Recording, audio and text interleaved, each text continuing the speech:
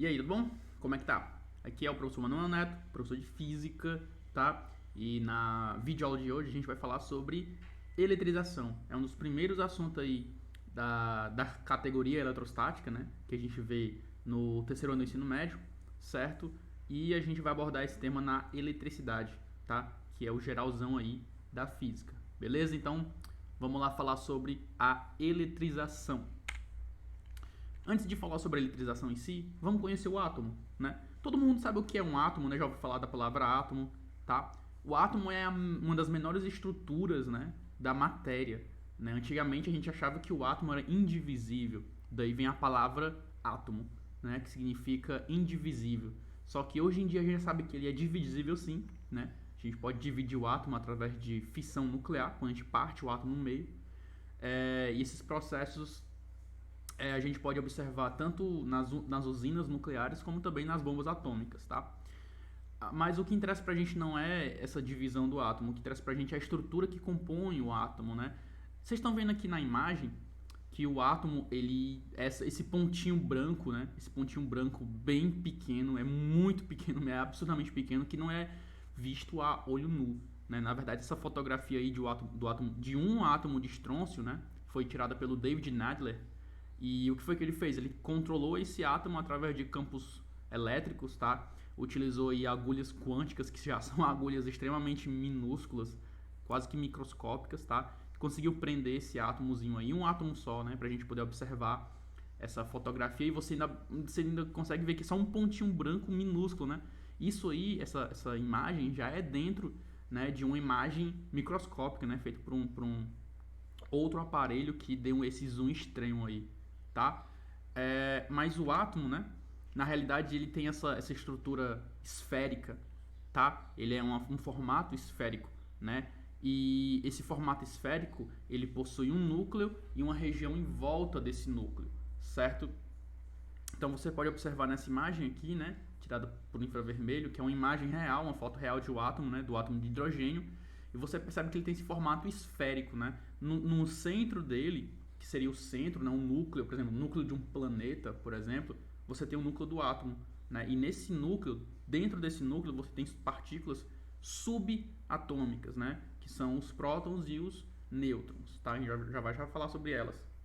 E em volta do núcleo a gente tem a eletrosfera, né, que é uma região onde vai comportar aí os elétrons, né, como se fosse uma nuvem em volta, né, desse núcleo, tá? E essa aqui é a forma como a gente estuda na escola, né? A gente geralmente está habituado à representação do átomo dessa forma aqui, que é uma forma, né, mais, digamos assim, vetorizada, né, bonitinho, um desenho para a gente poder entender melhor. Então, se você perceber ali, ó, as bolinhas azuis e vermelhas juntas, elas formam um núcleo, né? Tá bem no centro. Já esse monte de anéis, né, em volta do núcleo, a eletrosfera, representa a eletrosfera, né? E na eletrosfera você pode ver que tem umas bolinhas, né, pintadas de preto, certo? Essas bolinhas representam o elétron. Então vamos com calma.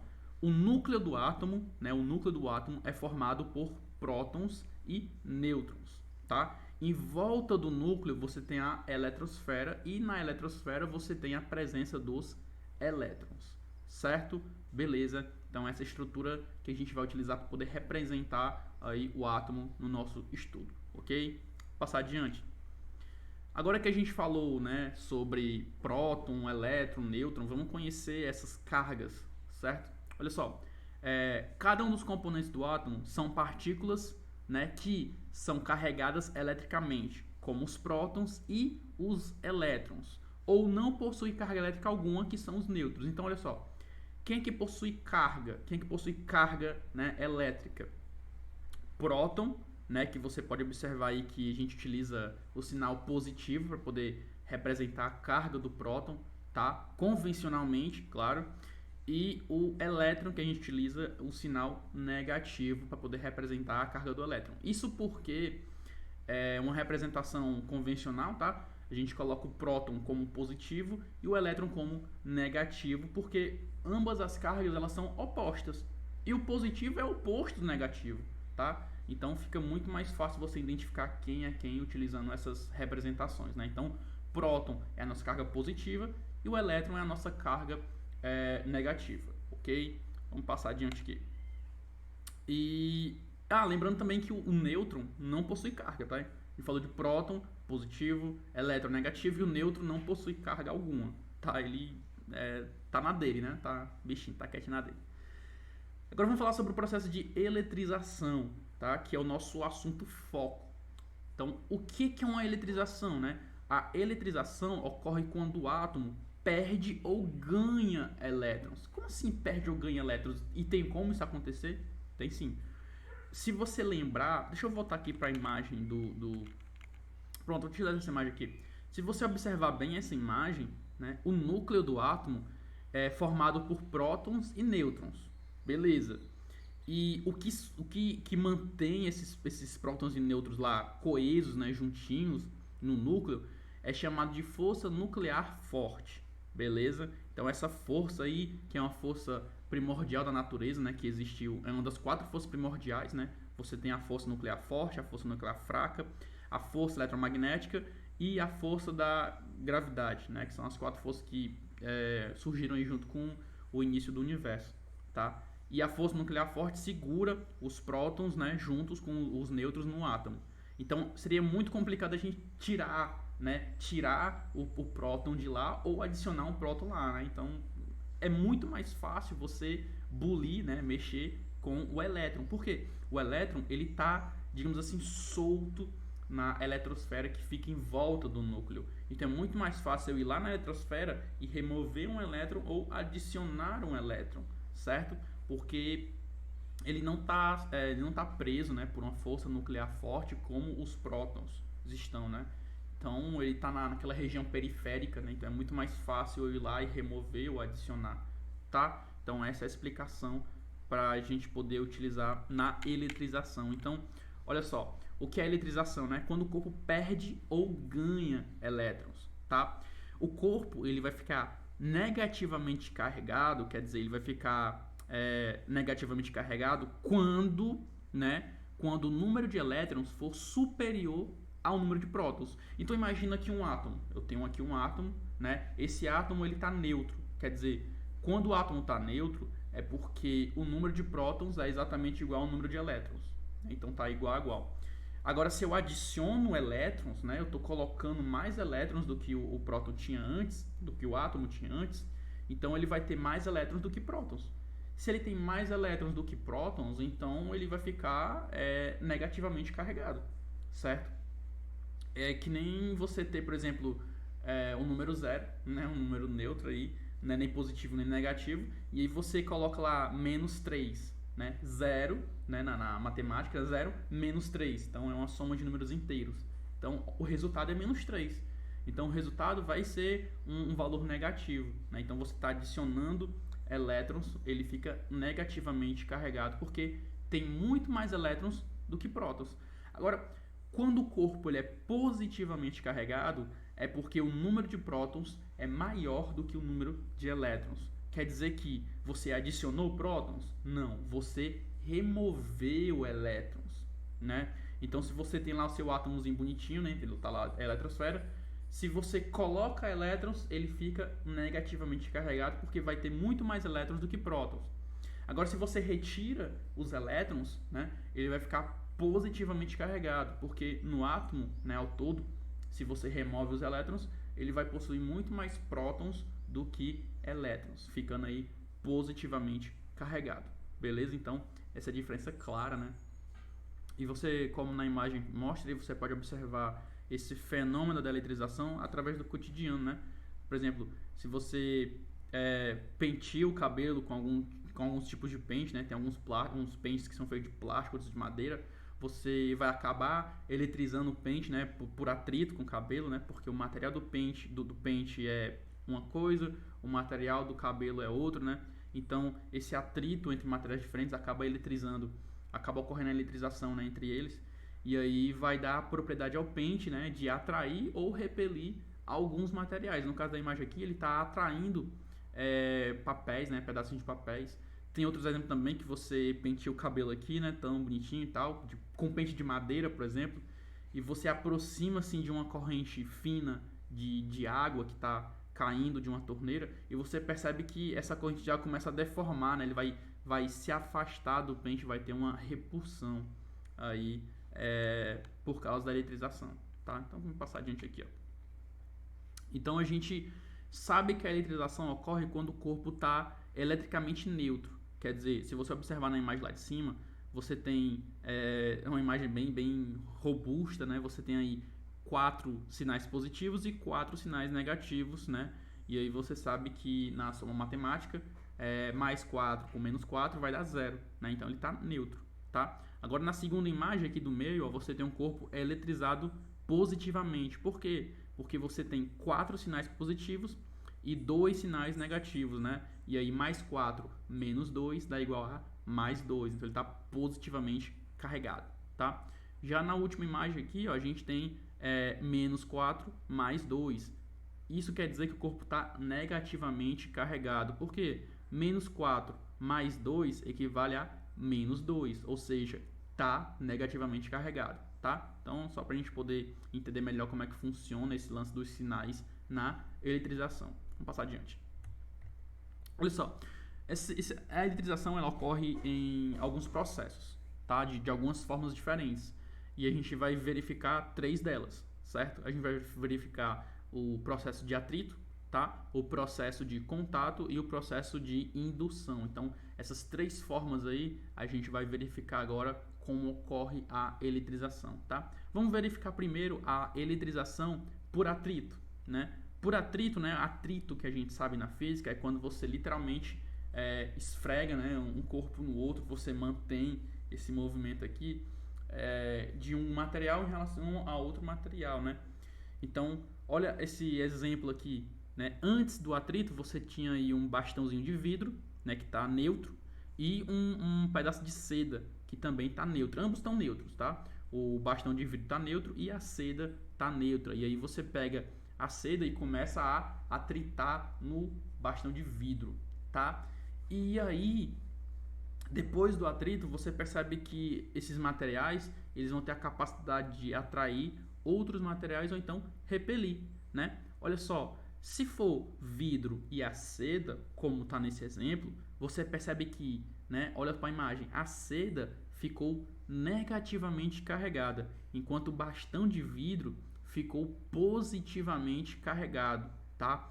Então aí a gente tem 2 materiais que antes eram neutros, né? E depois do processo de atrito, né, de eletrização por atrito, esses materiais passaram a se tornar eletricamente carregados. Um positivamente, o outro negativamente, tá? Então, em um material você removeu elétrons, certo? Que foi no vidro, no bastão de vidro, e no outro material você adicionou elétrons, né? É como se você estivesse tirando de um e colocando em outro, tá? Então, um fica positivamente carregado porque você removeu os elétrons e o outro ficou negativamente carregado porque você adicionou esses elétrons, tá?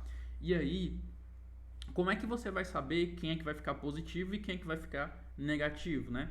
E é para isso que você utiliza essa tabelinha aqui, que é a tabela triboelétrica, tá bom? Triboelétrica. A tabela triboelétrica, ela te apresenta alguns materiais, né? Alguns materiais. E você pode verificar quem vai ficar positivamente carregado e quem vai ficar negativamente carregado, tá? Se você olhar de baixo para cima, você tem, ó, celulose, enxofre, cobre, ebonite, algodão, seda, pele de gato, lã, mica, vidro, né? E de baixo e de cima para baixo, né, você tem esses mesmos materiais, só que na ordem contrária. Olha só. O nosso exemplo, né, foi atritar um bastão de vidro com um pano de seda, um pedaço de seda. Vidro com seda, tá? Se você olhar bem para a tabela, você vai perceber que a seda tá lá embaixo, ó. Na verdade tá bem no meio da tabela, seda, né? E o vidro tá lá em cima.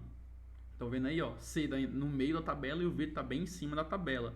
Ou seja, quanto mais acima tiver teu material, certo? Em relação lá embaixo, então quem está em cima fica positivo, quem está embaixo fica negativo, tá? E é por isso que a seda ficou negativa e o vidro ficou positivo, beleza?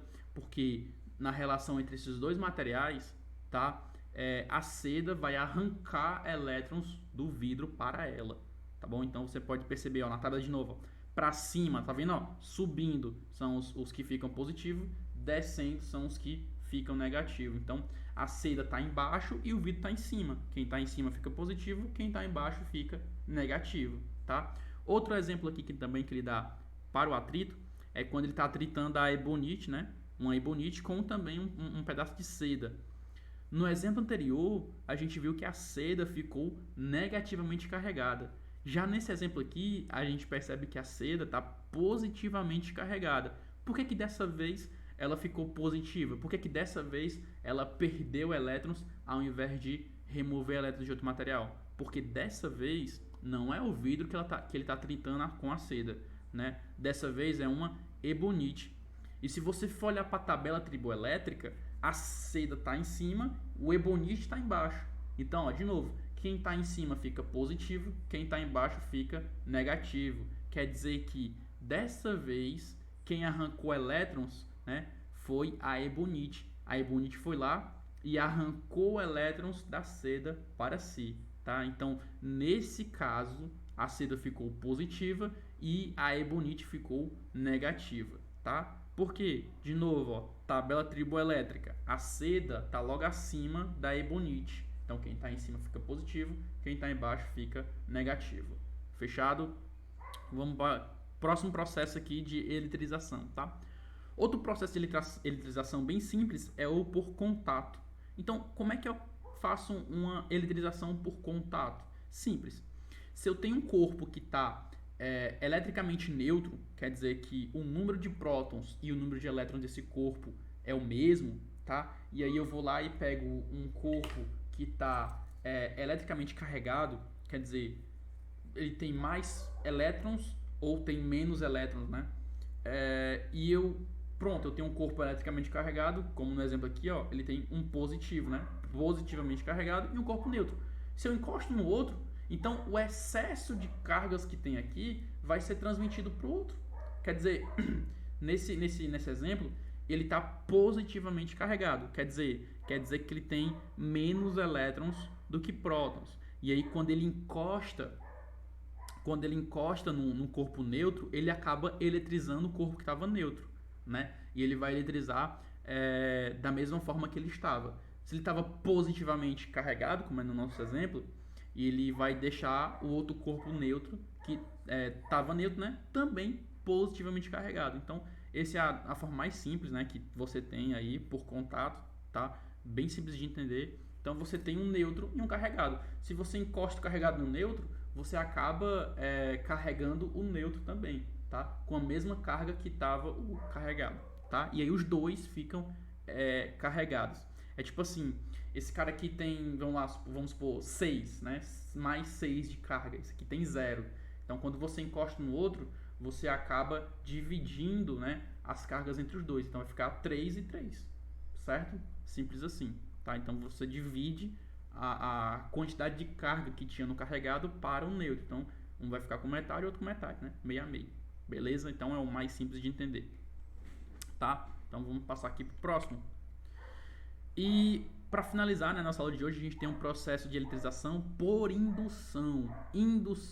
A indução, ela é bem parecida com o processo por contato, né? O que é que diferencia a indução do contato? É que você não tem o contato, né? Você não tem um contato aí, claro, né? Você só aproxima. Então, lá voltando aqui, ó, na eletrização por contato, ele literalmente encosta um no outro, né? Literalmente encosta o corpo que está eletrizado do corpo que está neutro, né? Então encosta. Já na indução, você tem um corpo neutro também e você tem um corpo eletrizado, tá? Seja positivamente ou negativamente. Então, por indução, você só vai aproximar o corpo que está carregado do corpo neutro. E se você olha no exemplo, né? Antes ele tem um corpo indutor, que é o A, e ele está negativamente carregado. Você percebe que tem mais cargas elétricas negativas do que positivas, então está negativamente carregado. E aí ele aproxima do corpo B, que está neutro, né? Quer dizer, se ele está neutro, Então, o número de partículas positivas é exatamente igual ao número de partículas negativas, tá? Então, olha só, quando ele aproxima o que está carregado do neutro, ele verifica que as cargas, né, as cargas negativas do carregado vão atrair as cargas positivas desse corpo que está neutro, né? Ele vai meio que criar um apartheid, uma divisão, né? Ele vai separar, né, negativos para um lado, positivos para o outro. Ele vai induzir essa separação, né? Tipo assim, eu sou negativo, então eu vou atrair para o meu lado as partículas positivas, tá? Então, ó, negativo atrai positivo, e se forem partículas semelhantes, né, tipo positivo com positivo ou negativo com negativo, vai acontecer a repulsão. Mas nesse caso aqui, ó, você percebe que ele não encosta, tá? O indutor do induzido, né, que é o nome que a gente dá para essas esferas aí, né? O indutor vai induzir, tá? Vai induzir essa diferença, né? Essa diferença aí de potencial. Olha só, as negativas vão lá pro outro lado e as positivas vêm pro lado da negativa, né? Ele só vai induzir, tipo assim, como se quisesse encostar ali, né? Vai atrair as cargas opostas, tá? Então esse aí é o processo de indução, quando você eletriza o corpo por indução. Beleza, galera? A aula de hoje fica por aqui, tá? É uma aula completamente conceitual, bem teórica. Se você não entendeu, volta um pouquinho o vídeo, né? Vê de novo, não custa nada você revisar o que acabou de ver, tá? Pode ser coisa nova, mas é uma coisa bem simples de entender, beleza? Valeu, até a próxima, sucesso!